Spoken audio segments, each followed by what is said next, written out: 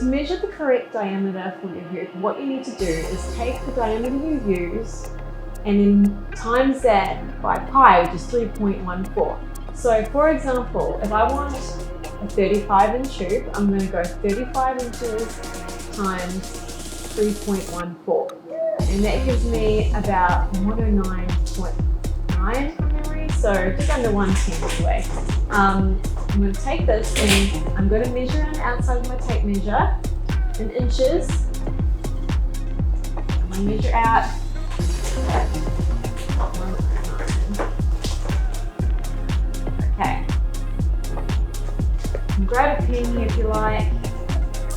And just draw a little line there.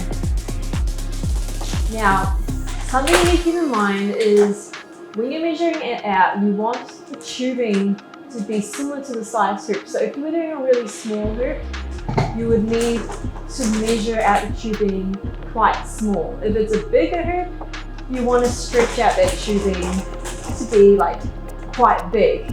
Otherwise, it just ends up being a little bit off. The other thing you should know is this is going to give you the measurement of the outside of the hoop. If you want to have an inner diameter, you would need to measure on the inside of the hoop, right?